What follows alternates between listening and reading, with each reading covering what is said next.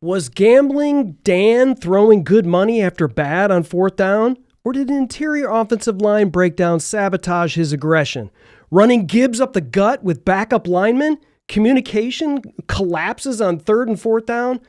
Welcome to Lions Gray Mains, where we're going to diagnose what actually went wrong and map the 6-1 path forward down the field. Let's do this. Down to 10, Samir to the 5, Samir to the end zone, touchdown Detroit Lions! Hand off Berry, skirts to the left side, breaks a tackle, and he will take it in, touchdown! Touchdown Detroit Lions! That's what I'm talking about! It is caught! Touchdown Detroit Lions! Amon-Ra St. Brown! Oh baby, what a play that time! Aiden Hutchinson read that and blew it up! Big time stand by that defense! All right, Lions Gray Mains family, welcome back in. The triple look today, ladies and gentlemen, to my left, my right, stage left, stage right, to your left, DBC, and to your right, DK. Gentlemen, boy, I want to start off really happy on this thing. I'm not so happy. We're going to get into it. We're going to get into how, ladies and gentlemen, you shouldn't be too freaked out about what happened against the Eagles Sunday night, but we're gonna try something new. First things first, we're gonna run into sort of some new things that kind of rolled in here over the last 24 hours. Dan, walk us through this stuff, man. Appreciate it. Thanks, Chris. So, yeah, man. First thing, last 2 hours, Rodrigo's back. Yeah, baby. His 21-day window was ending today, and they activated him today. We didn't have to cut anybody because we'd already made a cut.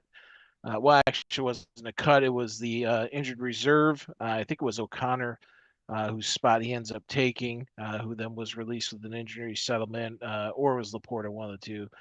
But he's back, so now we've got more depth. And interesting enough, as I was updating the graymains.com, I noticed a couple changes that took place to the depth chart. When we were watching the game, we have an internal Slack channel. We were just kind of going through, and someone, I don't know if it was me or someone else, said, "Is that Lacey starting at defensive end?" And guess what? Mr. Mike, winner, chicken dinner. Well, AQM has been demoted.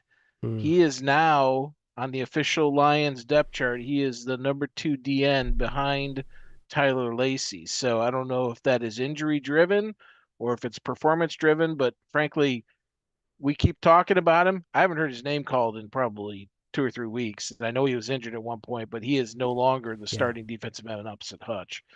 So that's the first thing. And then the second thing I noticed is that the start of the year, the Lions had a starting defensive depth chart listed as basically a 4-2-3 setup where they had 2 ends, D-line, 2 D tackles, went with Anzalone and Campbell as the starting linebackers. And then they had the 2 starting corners, 2 starting safeties, and then a nickel. No longer. So I don't know if that's driven by the fact that we've had so many injuries back there, but there is no more nickel back. And the alignment now, according to the official DetroitLions.com website, is that there are 3 backers now, with Barnes being the 3rd backer, in addition to Anzalone and Campbell. And, with Terrion injured and Reed out, it's basically a Meek and, well, they've got Arnold and a Meek listed, but it's really Rock Ya-Sin and a Meek right now at the 2 corners. So just thought that was interesting that they made those adjustments. Clearly it worked this week. Philly game, the defense played out of its mind, and they honestly kept us in the game. And if it weren't for them, that could have been a absolute runaway roller coaster. So that's true. I think, you talked to me at the beginning of the year and we talk about all these defensive moves and all this other stuff. I'd be really worried, but it's the opposite. It's a complete opposite, right now, especially after what happened in Philly with our offense. It was our defense that kept us in the game, and we're gonna roll into it. DBC, I know you're feeling a little under the weather, so thoughts and prayers out to you and your family. But we appreciate you powering through this thing. You're like the Malcolm Rodriguez of tonight's show. So we appreciate you powering through. Rodrigo. Yeah, you're DBC Rodrigo, man. Dan, let's start this out because we do have Wanda in the house and says Wanda says, "Hi guys, please tell me where do the Lions rank in the NFC North?" Well, technically, we don't rank at the top of the NFC North, but we can't look too far ahead. Dan Campbell was on 97.1 The Ticket today, and he's talking about playing the team in front of us and how we can't look too far ahead. And Wanda wants to know where we rank in the NFC North and the NFC with the last 2 losses to the Vikings and the Eagles. Not too well. We're on the outside looking in, right, Brent? And I think we have to. This is a different season than last season for sure. But are there reasons for us to feel a little bit more optimistic, even though it doesn't seem like we can beat these perennial NFC teams? Well, we've got a chance here in the next few weeks to make some positive movement up the rankings in the NFC and in the NFC Central. The matchups against the Packers on Thanksgiving, obviously the Giants this week, the Packers, we got the Bears in Chicago the last game, we got Minnesota at Minnesota. And so, 3 division games, you need to win all those division games. Just that's speaking very frankly, at this point, there's not a lot of margin for error, and tiebreakers with the teams all clumped together there are going to come into play. And on the NFC holistically side, Chris, we got the Rams. In addition to the Giants, we got the Rams, and the teams that I already mentioned from the Central. We're not in a very good position in the NFC tiebreakers as well because of the losses in the conference. So Right now, as you said, outside looking in, and division wise, we're the worst record in the division right now. Yeah, and I think if there's one, maybe thing that keeps us a little bit more optimistic, Dan, I'd love your take on this. This is a tweet that came in from Adam Levinton. The upcoming schedule for us, these are all dome games. So if there is a concern about weather and Jared Goff's gloves. And all of those other things that we talk about this week. We're playing at home against the Giants, so that's obviously going to be at Ford Field. We're also going to be at home against Green Bay on Thanksgiving, which is going to be an absolute monstrous game, obviously, to hopefully assuage any concern that we have. And then a dome game, against Dallas, a dome game against the Rams, which will also be monstrous. We're at home against Pittsburgh. And Aaron Rodgers and his old broken hand or whatever he's got, injury wise, but I guess he's going to play. And then finally playing Minnesota, which is also a dome. So if there's concern there, about Jared Goff and the weather and outside, and that's, I think Sunday was a weather, concern for sure. But I think there was other things, Dan, that we had in terms of concern on Sunday with Jared Goff. Wasn't all about the weather, was it? Yeah, he had his, I guess from what I've read, that was his least accurate game of his career. Yeah. I mean, he was in the 38% range. Now, a little bit of that's kind of, not as bad as it sounds. There was 5 passes that were knocked out the line of scrimmage, and that's kind of a unique Philly thing. And then there was at least 4 drops that I saw. There's speculation that the amount of uptick in drops from St. Brown this year could be related to an injury to his wrist that he suffered probably about 4 weeks ago. But you start adding that up, and you throw that pressure on there as well, and who knows what the glove was doing, but hey, smoke there's fire. He had another really awful game in weather where he wore a glove, but he's also worn a glove and had a couple of really good games. So it's hard to say. But yeah, there was definitely an impact. I won't discount the pressure, but I also know that he has made many of those throws. That missed touchdown to right where he fired it to the back of the end zone instead. That could have been difference in the game, and Wright was breaking wide open. Yeah. And in the past, he stared down that guy coming at him and dropped it in there. So, but there was a lot of passes. They were just, they were just like inches off from where they normally would end up being. And to me, maybe the wind was the cause, maybe it wasn't. I don't know, but when you see someone have their absolute worst game of their career and they're wearing a glove and they don't normally wear a glove, take it for what it is. It's just speculation, but I feel like that definitely had an impact on his game. I wish they would have done a series without it. Let's just say that. So yeah, Brent, 37% completion percentage, lowest of his career to Dan's point. Yeah, the easy narrative is the glove, but what actually happened? There was 5 batted passes. There was 4 or 5 drops. We didn't see Amon-Ra have a great game at all, but I feel like Quinyon Mitchell had a again, let's give flowers where they're warranted. I think he did a good job of covering Amon-Ra. And you're right. I think to Dan's point, we see Goff normally with guys in his face complete passes like that. What was different about Sunday's pressure, Brent, that you felt like you saw when you were watching the game? It's one of those situations where anybody who's ever played any sport, the game can get away from you. Yeah. I think it was the combination of perfect, conditions, if you will. You could say it was a part the gloves. I don't buy it. I was at the Panthers game when it was 9 degrees a few years ago, and he wore gloves and he was aces. It's all one of those things where he's got this pressure in his face. And early, I thought he had a pretty good pocket. It was those deflections. So he gets a few passes deflected. Yeah.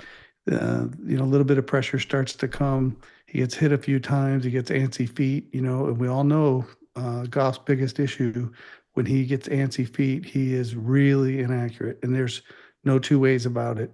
So he's not going to ever be mistaken for Aaron Rodgers or any of the quarterbacks who are really very mobile and able to slide in the pocket well. He has at least stopped doing Dan's favorite move, which is the reverse pivot out. Oh man, that's the worst. Whenever you see him do it, like 2 more yards. It's worked. It actually worked. I forget what game it was. I was like, oh my gosh, it worked for once. It was like 1 out of 35 times since he's been here. Hey, that's more than Dan Campbell's working on 4th down happens. So. Yeah. That's the statistical breakdown you only get on Lions Gray Mains, ladies and gentlemen. Right there. Outstanding. So Raymond Herman, thank you for joining. And we hear you on the refs.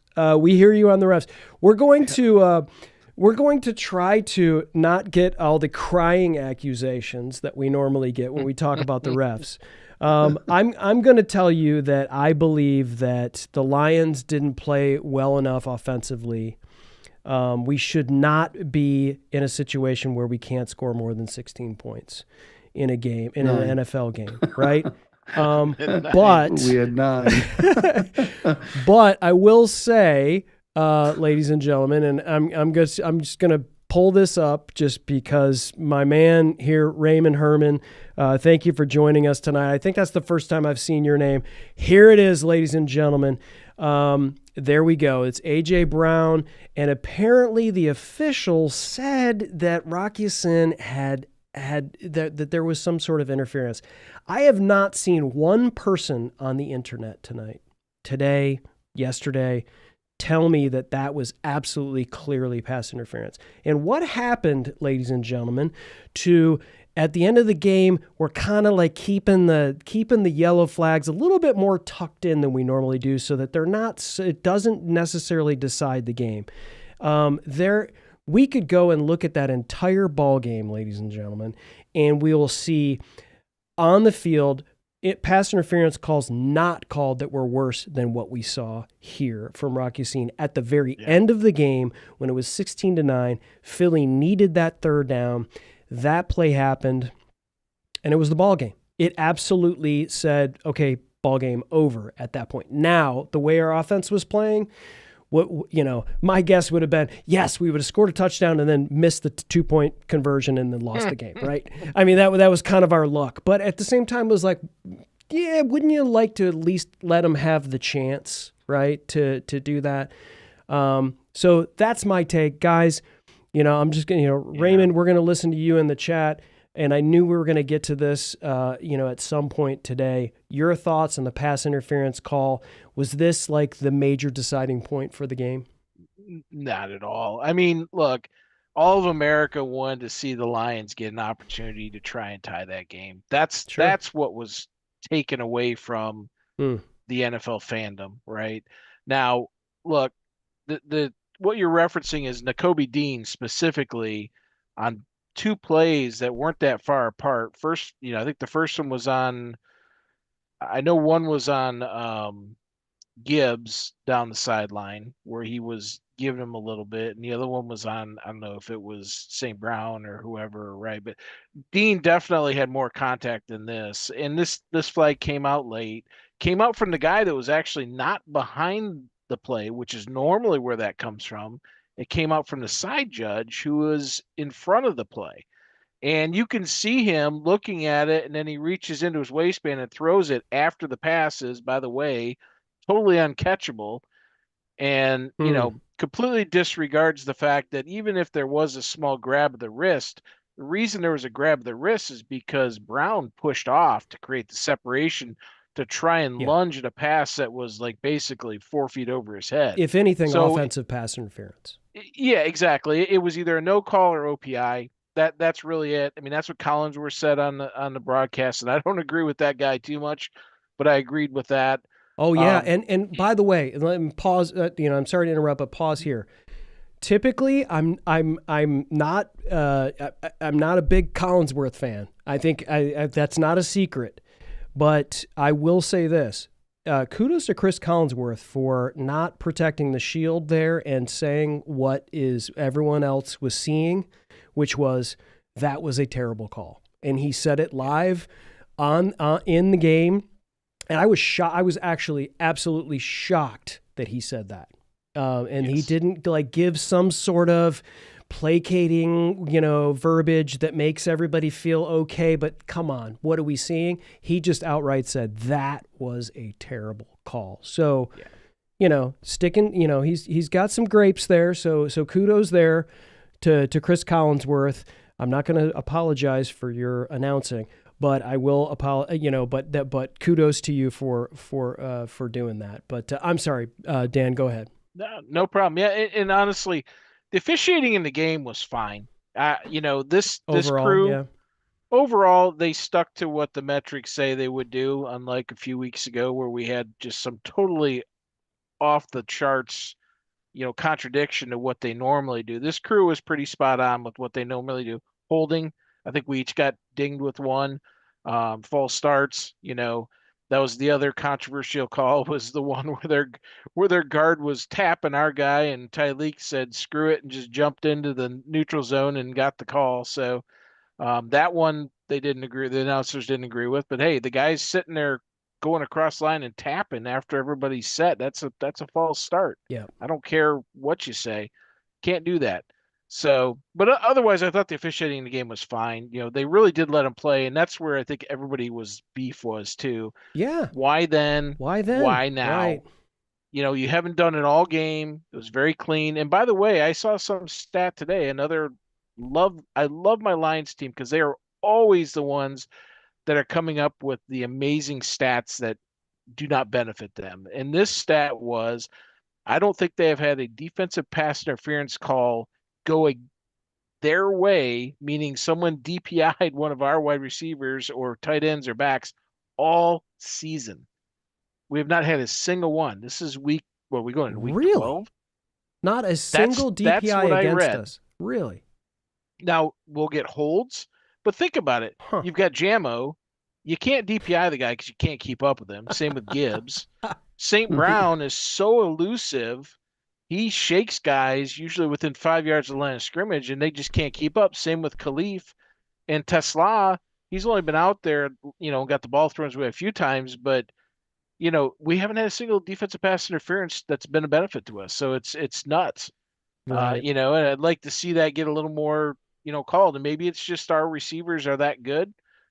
But, it'd be nice to get a little help every once in a while. So speaking of JAMO, or as Dan likes to call him, Jamo, Dumbass. my man decided that he was going to do a running. What are we going to call? I don't know if we can say it out loud on a family show like this, but he decided to jump onto the bottom of the upright, and that warranted a personal foul, which backed us up. And in a weather game, we didn't get the extra point. Now, I will say this. Listen, I love the kid. That was an outstanding play that very few humans on this earth can make, and he does that. He has that speed. So it's one of those things like, this is what we get with this kind of thing, which we also get things like this, where we get him doing the Marshawn Lynch and not getting a flag, but probably could have. Him doing something to the ground in an end zone against Washington in a playoff game. Luckily, didn't get called for that. And some other choice things like him slamming the ball against Seattle. In tribute to Calvin Johnson. But we know the rules, right? You can't do this stuff on the uprights, yet he still does it. We see the shot on the sideline, and he just didn't seem like he cares a little bit. So there's a lot of talk this week, and Dan, I know you want to jump in on this. There's a lot of talk this week or the last few days about JMO, and dude, what are we doing? Let's just kind of stay under control here. Let's not let this kind of stuff. If we show up and we get into a wild card game here at the end of the season, and you're doing this kind of stuff and it costs us, that kind of stuff has to stop. Dan, what do you got? So, I'm not going to defend his actions. It is what it is. Sure. Right.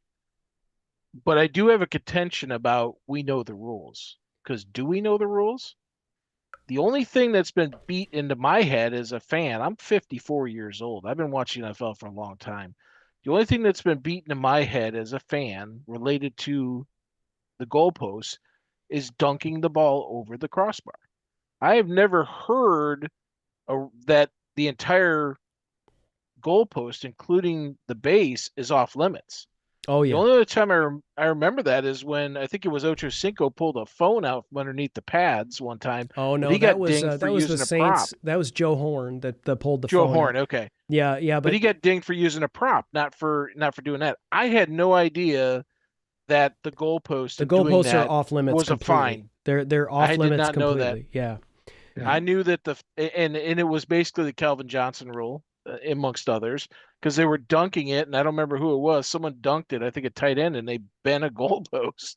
So it was crooked after that vertically. It was off center. So I had no idea the base was completely off limits. So again, I don't condone what he did, but this guy, we're talking about the guy that got popped for doing online gambling in his hotel room, thinking it wasn't at the home base, and did not realize that it was not allowed to be doing it either. So yeah, he's not exactly attention to detail guy, but we'll see. It did suck because it cost us a point. A 48-yard extra point versus a 15-yard. What is it supposed to be normally? 35 went to 48. That's a big deal when you got a 25-mile-an-hour crosswind going in that direction. Yeah, I mean, if that wouldn't have happened and we did get the extra point, it's 16-10, right, as opposed to 16-9. And then I think it's actually 7-6 is when that occurred. They had 2 field goals, and we had scored a touchdown, and we would have taken the lead by a point. Right. So that extra point would have been a factor at the end of the game. I think it changes the way Campbell calls the game too. Yeah, absolutely. Which is what we're going to get into for sure. And we've got Brent, Dr. Brent Kreider, very active in the chat, but not very active on the show tonight. Brent, you got to get in where you can fit in, man. We've got little Quasi says that false start on Steen was objectively not a false start. I don't know. You guys got a comment on that one? Okay. Is this the guy where he was reaching across and tapping the Tyreek's hand? Yeah, it was in the. You're in your stance. You can't move. It is what it is. I don't care. It went our way. I'll take it. Maybe it was, maybe it wasn't. But you know what? The officials he moved. You can't do it. Period's it. Yeah, that's an interesting one because I think by the letter of the law, the defender was in the neutral zone and he responded. That's the way that a lot of folks that I've read have interpreted that. So, But the player's um, allowed to get back. He responded by tapping him on the hand. He didn't actually respond by firing off you don't or have to fire jumping off. bat. Yeah, I mean, you don't have to like flail.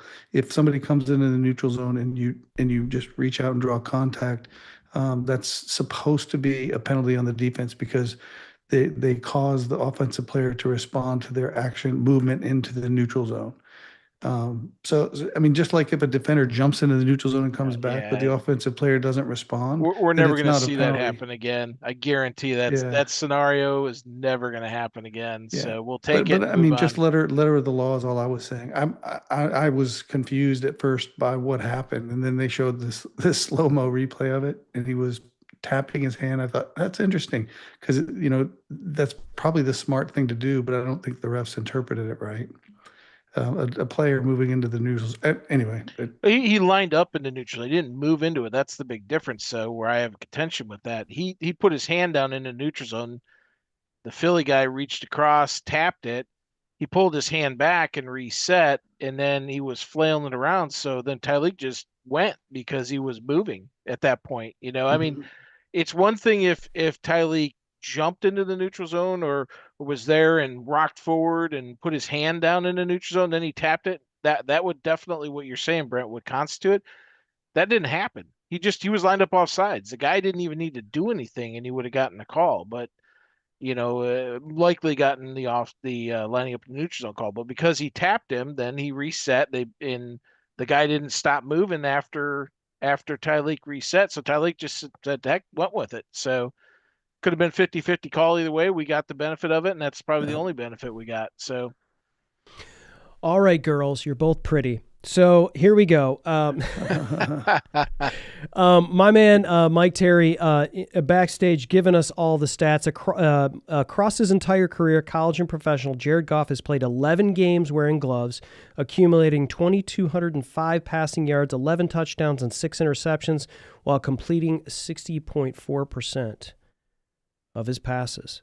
So there's Glovegate right there. Below his averages. The interesting thing about that is, yeah, it is below, but it's also in bad weather. Sure. Right? I mean, you're not wearing a glove in the dome. It's 9 degrees. It's snowing. It's raining. Exactly. It's windy. So I mean, you're going to have probably not as good of statistics in those conditions. Exactly. Well, did that game factor into that? Because a 30% completion percentage is probably going to drive that number down a little bit. 37.7. I think it said before that game. My bad. Yeah, it was. But that stat, I think it said before that game, which is going to only lower it. Yeah, it's going to drop it even worse. So, guys, and really, the INT wasn't his fault. So, I mean, that was a bad pass. Yeah, so. That felt unlucky for sure. I felt like and it felt like historically, especially last season, that was something we could overcome. And we just never. It felt like we were chasing the entire game. Here comes the chicken or egg. Here comes the chicken or egg conversation. Yes. So Dan, what came first? So Dan, I gotta let Brent in on this because when we talk about Dan Campbell and we're talking about him calling plays, I think we've talked about, and I've talked about this because I feel like when Dan Campbell is calling plays, he's very focused on calling plays, and there's other things that are just he's trusting his guys a little bit more than he would if John Morton was calling those plays. But making the calls on going for it on fourth down, we were over 5. And this is what you get with Dan Campbell. Like, you love it when we go for it and he gets it. And when he doesn't get it, you say lots of bad words, all the bad words. So let's start with the fake punt. Brent, so I think you disagreed with the call, if I'm not mistaken. I know Dan disagreed. I disagreed with the call as well. I mean, certainly, hindsight 2020, that whole thing. But like when he went for it, I was like, the entire Philadelphia Eagles starting defense was still on the field, and he definitely went for it. What are your thoughts, Brent, maybe on that punt? And then just overall, I wanted to hear from you in terms of how you feel about Dan Gamble and could he have done anything differently, you felt, that put us in a better position to win on Sunday night? Well, first, let me say Dan Campbell's the best coach the Detroit Lions Well, yeah. have ever had. Well, yeah, that's true. Yes. Well, I just wanted to caveat that because please don't mistake the message that I'm going to give as, overall damning him to, oh, he's a terrible coach, because he's certainly not. Dan Campbell is a really good football coach. He's a very motivating football coach, but you've got to be self-reflective in these circumstances. And I heard him on 97.1 today, and I was listening to his interview that I think it was recorded yesterday, but I wasn't able to listen to it until today. And he was talking about, I don't know if I'd do anything different. The first step to rehabilitation is recognizing that you got an issue. And in this game, there were 3 scores directly as a result of short fields. And I went back through and I watched the game, the condensed game, just to make sure I had this right. But 2 of the first 3 series, we went for it on 4th down, we fake punted, and then we gave them the ball at midfield again, and the defense stepped up and stopped them from scoring. And when you're talking about a game that's going to be a tight game between 2 really good football teams, whether it's 31-28 or 17-16, you have to think, take points when you can get them. And what Dan kept saying, and I'm afraid that this is going to rear its head again, because teams have adjusted. Therefore, they are coming into these games.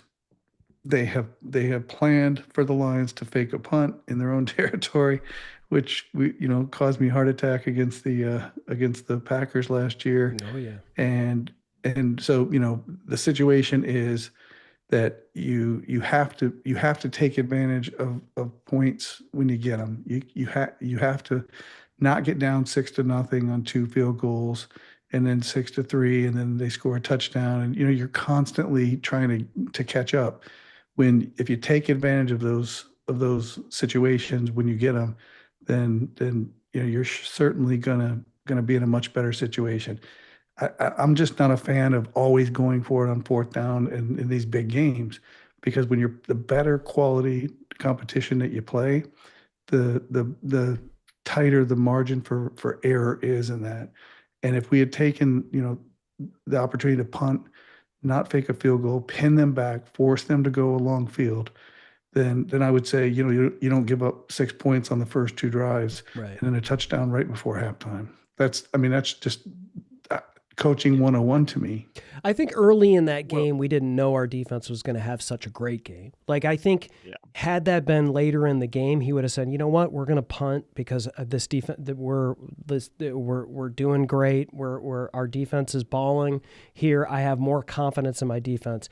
I think at that point in the game, he was like we need to get some mo going here.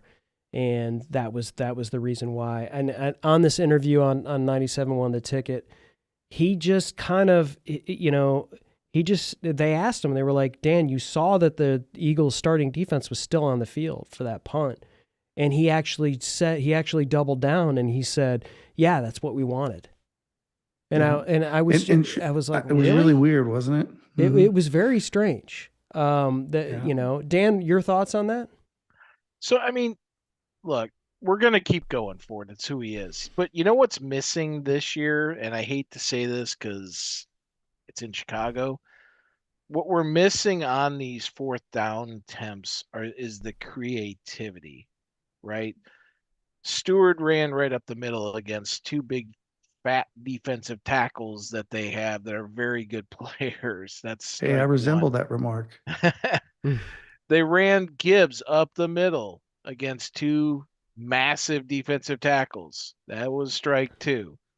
The one down on the 4-yard line, that was a pressure caused it. That was a touchdown. It literally was a touchdown. Brock Wright was going to be wide open with a quarter second more. and instead he chucked it to the guy in the back of the end zone that was tightly covered. So, again, I have an issue with the fake punt. I have issue with the calls that were, I threw in the chat the down the distance and then what happened afterwards. We only gave up 9 points on these 6 turnover on downs, including the INT. And only one of them went for any sort of yards and plays. I guess 2 of them went for 9 and 11, but very little yards. But the bottom line is you can't, if you're going to go for it, to what Brent said, it's not that they know it's coming, it's they know where it's going, and we're not being creative. We're not throwing it to Skipper. We're not throwing it to Penny Sewell. We're not, doing an end around. We're not doing a flea flicker or a hook and ladder. I mean, we just simply aren't being as creative on these 4th downs, and I think it's hurting us because you're giving teams, you're just playing right into where their defense is expecting you to do. That's a good point, because the element of surprise is with Dan Campbell is not there anymore, right? Like, we know he could potentially go for it at any point in time. He could fake it at any point in time. So you've got to be more creative. That's a great point, because I feel like, like the Kansas City game, for example. You remember when early in the game, fake punt, up snap to Germ, and Germ got that first down. We ended up scoring. That was the first scoring drive against Kansas City 2 seasons ago, when we opened against the Chiefs and beat them.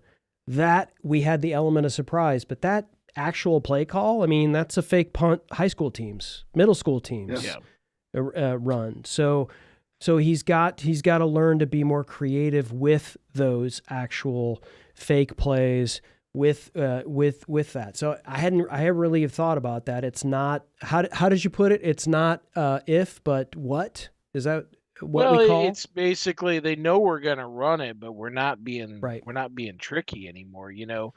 One of the things that Ben Johnson used to do, he would run a play that we're just like, what in the hell are you doing? He'd run the same play 2-3 times, not in a row, but maybe in a drive or over a couple drives, and all of a sudden he'd give him that same look, but it would go the other direction, or he'd do something that was a reverse, or basically going opposite of what they had shown the other times. We haven't seen that this year. Of course, Campbell's only called 2 games now, and Morton just he was very vanilla. He ran the plays, and we had some good games and some bad games. But I'm not seeing that creativity, and it really hurts us on 4th down. You got to show them something and give them something else. So. Yeah, but that's within the design of the offense. There are only so many things you can do on special teams that are creative. Well, when you're lining up, if you're just going to line up and go for it, that's different than putting two gunners out on the outside. Understood, but that's only one of 5 opportunities where we turn the ball over on downs, right? I mean, I'm talking about the other 4. The punt's the punt. It is what it is. It sucked. It was a bad call. I'm talking about the other plays where we ran him. You just can't continue to run off tackle or run up the gut on 3rd and short. Philly, hey, they tried to tush push, and I'm going to call it the trash push from now on, because the Lions have officially nullified that piece of crap play. They were missing their 2 starting guards. Oh, they'll still run it. Hey, who else is missing their 2 starting guards? I could care less. Yeah. I have no empathy. We didn't them. Run the tush push. Yeah, well, you know what? Don't run it if you don't have the manpower to run it. It is what it is. But hey, I'm happy they did. I'm really happy they got through, and we 4 other times we shut, or 3 other times we shut it down. So, well, let me say this about your comments. So the Lions are known to fake, to go for it on 4th down. The Lions are known to fake punts. They kept their defense out there on punt return. We didn't kick 2 field goals, and we gave up 3 field goals, guys. I mean, these games, as a coach, having coached many, many years in multiple sports, you have to understand what the game is going to give you. And 50-mile-an-hour winds, it's not going to be a 35-33 game. It's just not. Those winds were whipping in that stadium, and the flags were ripping sideways. And I'm of the opinion that Dan Campbell did a really poor job in reading the crowd, and that he did not, take advantage of opportunities, pin them deep. And I'll say, when Chris was showing the numbers, what came to my mind was they couldn't move the ball. They would never have gotten 6 points if we hadn't given them the ball at midfield twice. They couldn't drive the length of the field against. We weren't our driving it defense. either. Are who we thought they were. Yeah. Neither offense. This was not a game like you're looking at and like, look at the offense on either side. It was not great. The beacon of lights, though, we have some beacon of lights to talk about, right? Sure. From a defensive perspective, I thought we did. Hutch was a little bit invisible, but I think that was just maybe the way things played out. I'm not concerned there. I feel great about how our secondary played without Terrion and DJ Reed. I think those are things that we have that we can take through the rest of the season. Should we go 5-2, 6-1 the rest of the way? I'm absolutely concerned that what bailed us out last year in a lot of games when we had Dan going for it on fourth down a lot is we had Frank Ragnow snapping the ball, and we had Glasgow in his best position, his more appropriate position.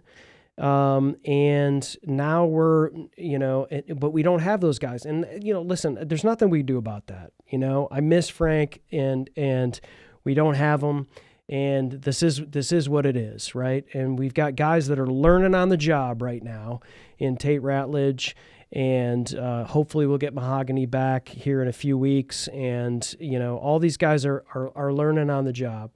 But we had Frank Ragnow kind of bailing us out last year because he was road grading 3 or 4 guys, and we could run up the middle and get holes open for these guys. And we had a little bit more protection, I think, for Goff, and he wasn't getting guys in his grill on things like that. So that's where my concern lies. I'm sorry. Communication with Frank was there. Yeah. And while Glasgow is a veteran and he can communicate it, our issues on pass protection are 90% of the time we're getting beat on being shown a look and they're backing out of it. We're not adjusting quick enough because we're not communicating well, and also on handoffs. We have guys that are handing off, guys are expecting help that just doesn't show up. And when it does come, it comes late, and then it's too late, And that happened against the Vikings, and it happened again last night. Or 2 nights ago. We had several pressures in Goff's face where guys just, it was just a bad communication, bad handoff. And you're going to get that. You had, I don't know how much time Ratledge missed, but, you had basically Cologne starting at right guard or playing right guard at one point, Glasgow at center, Awasike at left guard. Our interior line, none of those guys should be playing. Let's be honest. Glasgow, he's at the end of his career. He's playing admirably, but his best position, by the way, is right guard, right? Not left guard. Yeah, not center. He played left guard last year to let Zeitler play right guard, but any case, we don't have the best combination of players on. Maybe we do have the best combination of what's available, but those 3 interior on linemen right now, without Mahogany and Ratledge learning with Glasgow, that is simply no longer a strength. Right. And it makes Penny weaker. It makes Decker weaker because those guys have to overcome who are injured, deficiencies of the guys next to them, and they are. You're right; they're both injured. So, yeah, and I think that's to your point. But we're not, a Pro Bowl center is not going to be, we're not going to acquire a Pro Bowl center here between now and the playoffs. So we got to get it figured out, or not we, but Dan Campbell, more importantly, needs to get this figured out. And Hank Fraley is, I believe, one of the best offensive line coaches in the league. And would be up for a head coaching job, next season if not, the season afterwards. So I have confidence in him, but there's only so much talent you have to work with. We hope Dirtbag comes back. Brent, Anything to kind of close up the offensive line conversation before we start rolling to next week against the Giants? It's gonna go down as Brad Holmes' biggest miss. A lot of folks talk about defensive end, but our defense has been able to play really well in spots this year. For whatever reason, better when we're playing secondary or backup players. The offensive line is absolutely the biggest issue for the Lions going forward this year. I think that if we have any other injuries where one of our tackles, I think we said this on one of the first couple shows that we did.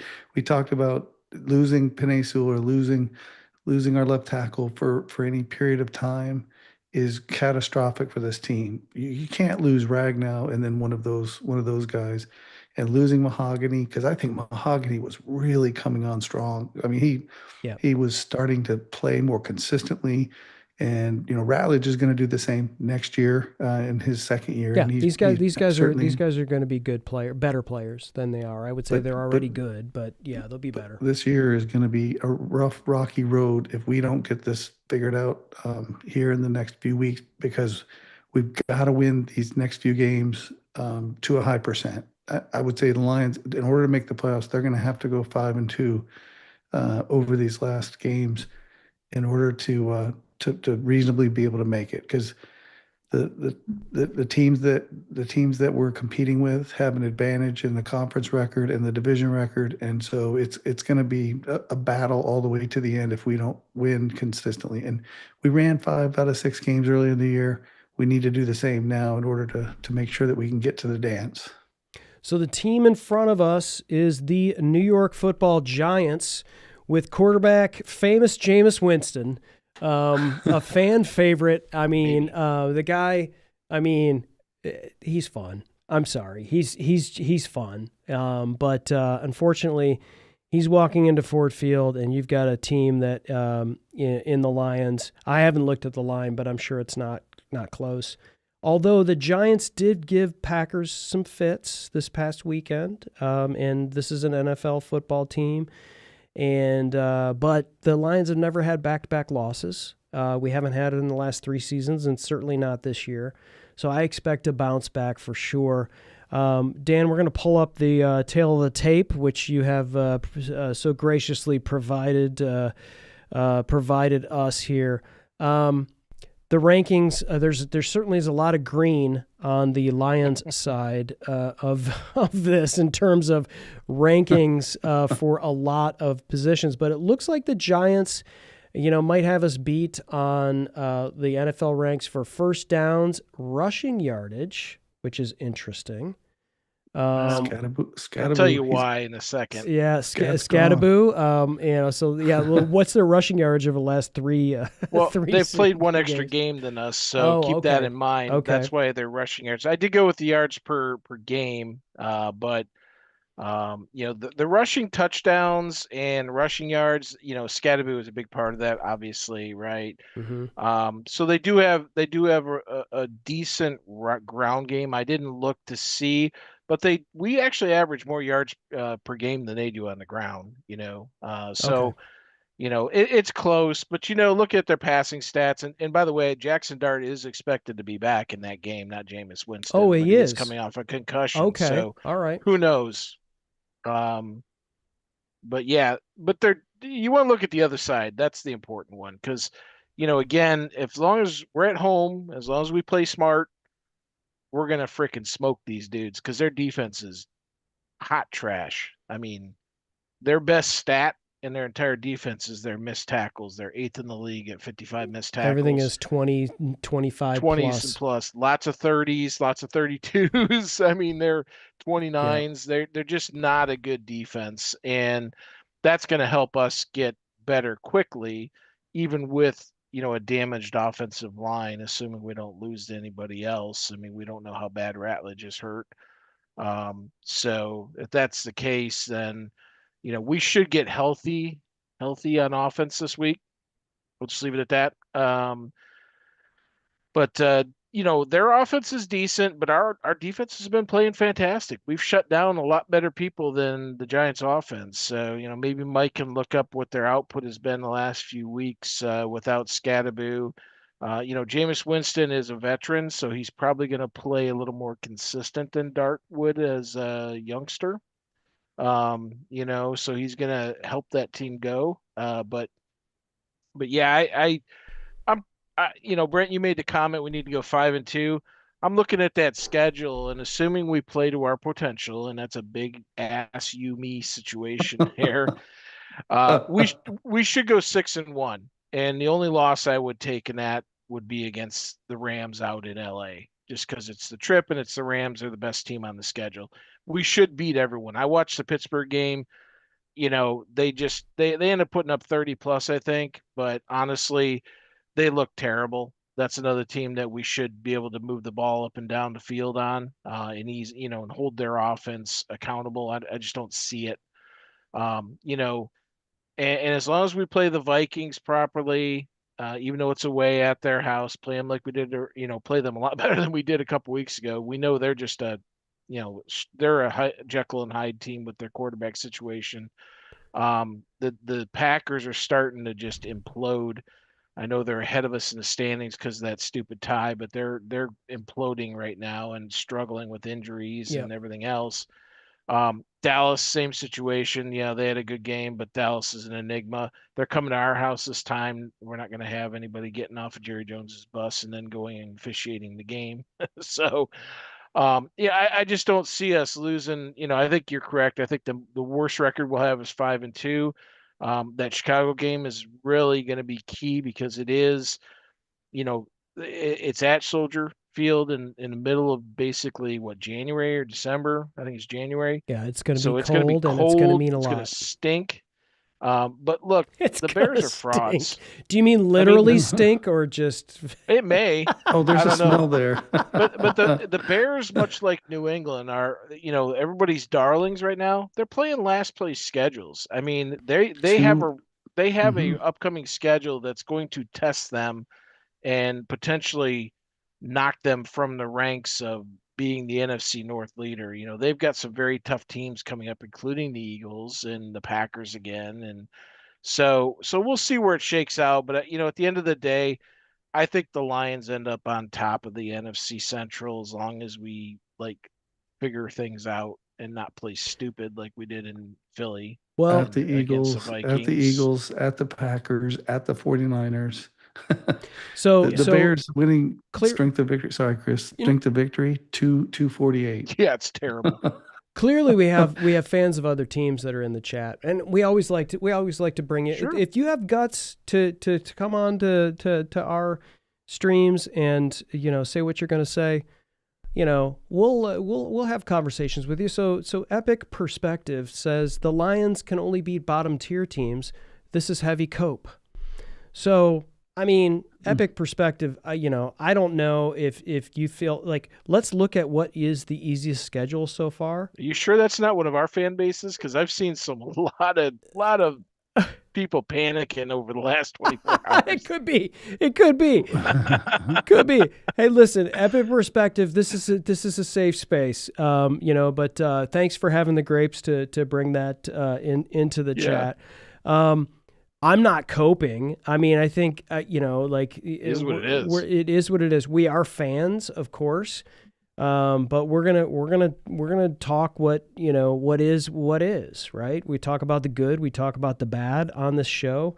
We talk about statistics, and if we're talking about the Bears and their schedule, and they're talking about the Lions and their schedule, I don't think it's close in terms of strength of schedule. I just don't.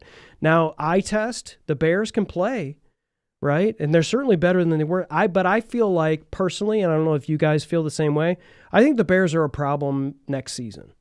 Like once Caleb Williams can, play on schedule and not go play backyard football, maybe they're a problem, right? But this season, it just feels like we did put a 50 burger on that team, and they've played a few teams that are pretty good, but we're not beating the Eagles. We're not beating the Vikings. There's losses on our schedule as well. So we'll see how that goes. Caleb Williams is not going to develop. That guy couldn't adapt to an offense that Lincoln Riley had at USC that produced like It doesn't look 3 like it. Heisman winners in 4 years.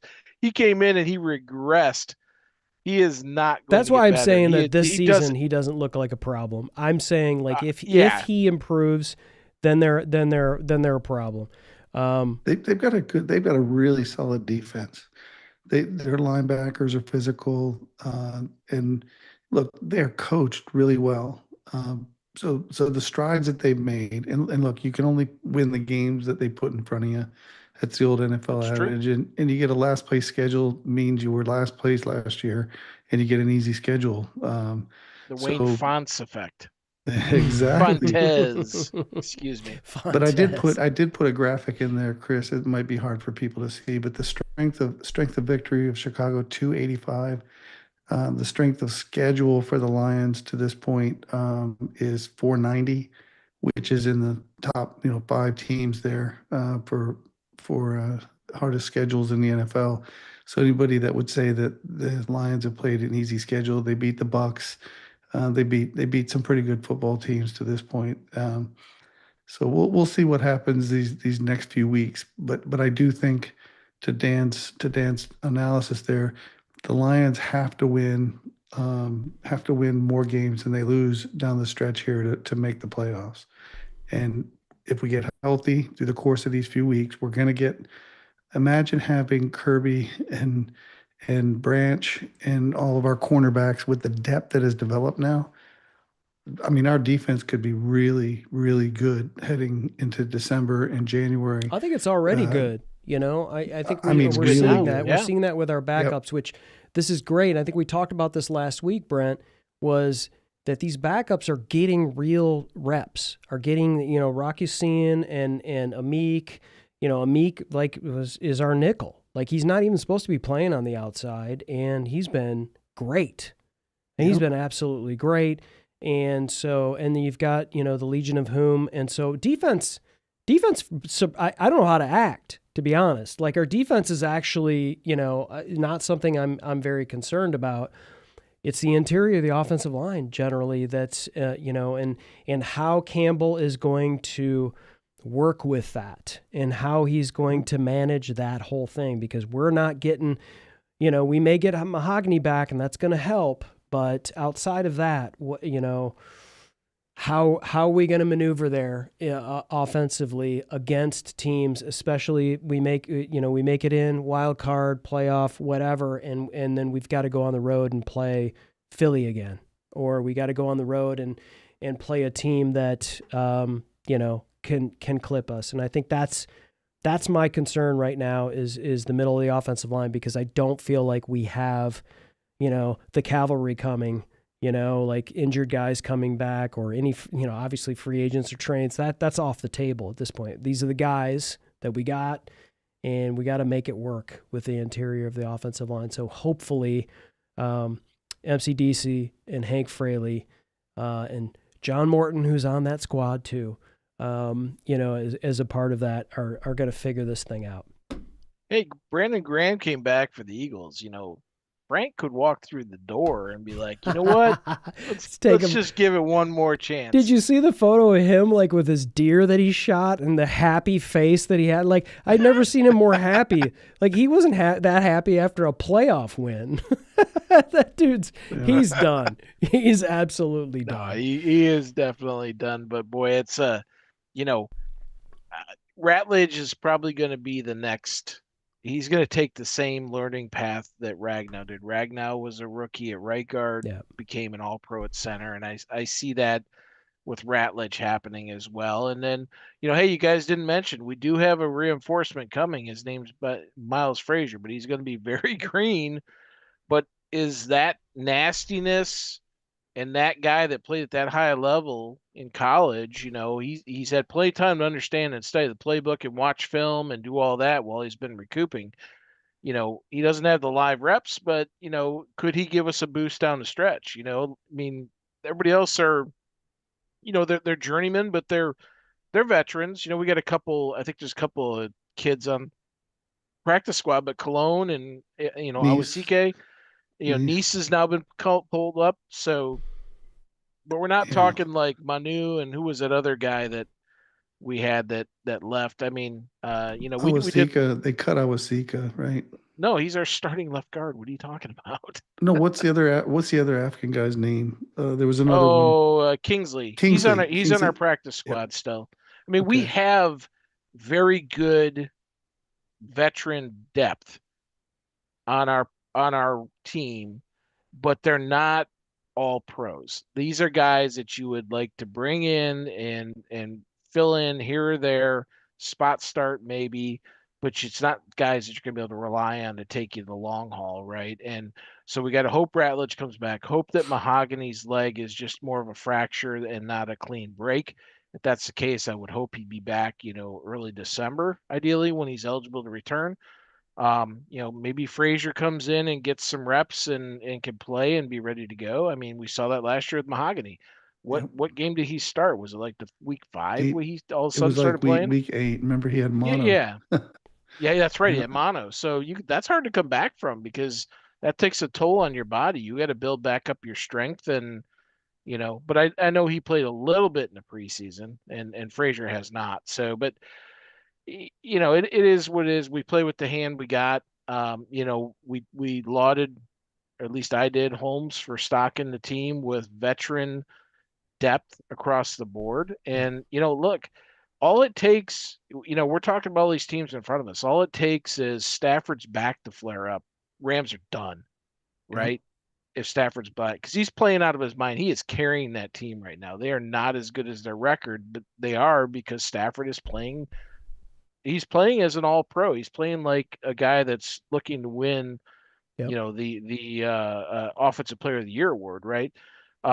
We saw the Seahawks get taken down, right? They finally kind of had an issue. We know Philly is vulnerable. We played them. We know we can beat them. That's a game that got away from us, just like the Vikings game got away from us. You know, Chiefs game, same. Chiefs, same thing. All our losses, other than maybe that Packers game, we got kind of blitzkrieged on that one. But the other 3 losses, those games we should have won, easily could have won, and we didn't because we didn't overcome. And we need to turn that around, hopefully quickly, and down the stretch as we're getting all these guys back. Let other teams start to see teams lose guys. Last year, we kind of persevered until we got to the playoffs, and then between that and having our coaches essentially disinterested in putting together game plans in week 1, Yep.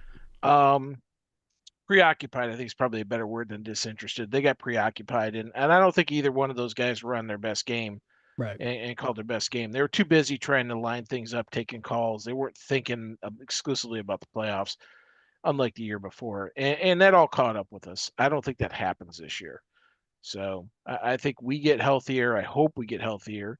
And other teams start to see attrition. I mean, the Packers are seeing it happen to them right now. Love's been nicked up. They lost Jones, right? He went down. Christian Watkins has been in and out of the lineup. Is Yeah, it they Watkins? lost Watson? Watkins, but he's back. Watson Yeah, missed Watson had the a great first, game. Yeah. first 6 games. He I had think a great game last I week. think Quay Walker got hurt last game. I don't know how bad. I don't know if he's out for a while. But you're seeing attrition, to teams. Pittsburgh lost somebody the other day that is not going to be ready by the time we play them in a few Rodgers weeks. broke a bone in his wrist, supposedly. Rodgers, yeah. I mean, so the attrition's happening. We have to stop our issue. And our issues, I've seen people they've been flaming the training staff. Look, these are happening in the game. That has nothing to do with the training staff. It's just bad luck. We're playing 17 game schedules now with 1 bye week. Taking out some extra preseason games is not really an offset to the extra time spent on the field during the regular season. Plus, if you're a playoff team going deep into playoffs, so a lot of wear and tear in these guys now, and they don't necessarily train as hard. They train differently in the off season. They don't train to be hard nosed like they did back in the 80s and 70s. They're not soft, but I don't know if their training that they do nowadays is meant to make them hardened to last through this grueling schedules that we're seeing now. So thank you, Mike T. Yeah. So Quay Walker had a stinger. He's expected to play this week for the Packers. And just to wrap this up, so Packers Lions on Thanksgiving, obviously a massive game. We haven't had great luck on Thanksgiving over the last 5-6 years in terms of overall record for sure. So I'm hoping that Campbell has them together, not like post-bye week or week one, which we always seem to have a problem when we're off schedule week to week. But I think that's going to be a factor because we're both teams are going to be playing the Sunday prior and are going to have a short week playing an early Thanksgiving game. So I think that's going to be it. We can't really look too far forward for that, but we know that's going to be massive. We have to beat the Giants this week. That's a must win for sure. You can't have a team like that show up on your schedule, lose to that team, and then really you're going to have stress for the rest of the season. So hopefully our Lions will get it done at Ford Field against, I guess, Jackson Dart, maybe Jameis Winston, but probably Jackson Dart and the New York Football Giants. Ladies and gentlemen, thanks for joining us. Breaking news. Sorry? Breaking news. Okay. Lions just posted this. Put it in the chat for you, my friend. That just posted 3 minutes ago. You know what that means? Oh yeah. It looks like, Flash ladies and that puppy up. gentlemen, I will get this up on the screen. We're probably making those of you who are watching and those of you who are listening, thank you for listening on our audio podcast players as well. But breaking news, ladies and gentlemen, this is the post from the Lions. It looks like we will have the Motor City Muscle uniforms against the New York Football Giants. Always awesome to watch the Lions in their black uniforms. Always fun to be there. And Brent, you're going to be at the game, right? Yeah, I'm going to be at the at the Giants Packers game. The Giants Packers, and then I've got Red Wings and Pistons tickets on Friday and Michigan Ohio State on Saturday. So It should be a pretty good week. Wow. 2 wins and some heartbreak. Yeah, I think Michigan and the Lions will for sure win. Maybe a little heartbreak on the. I think there's going to be a lot of teams giving up a lot of points, and it's not going to be the opposite. For those who don't know, the gentleman on either side of me, one is an Ohio State Buckeyes fan, and the other is a Michigan Wolverines fan. Go Blue! And Not just a fan, a grad. And yes, this is my allegiance for pro sports right here. That's it. All right, ladies and gentlemen, thanks for joining Lions Gray Mains tonight. And as always, go Lions. Go Lions. Busted outside left. Jameer down to the 10. Jameer to the 5. Jameer to the end zone. Touchdown, Detroit Lions. Hand off Berry. Skirts to the left side. Breaks the tackle. And he will take it in. Touchdown! Touchdown, Detroit Lions. That's what I'm talking about.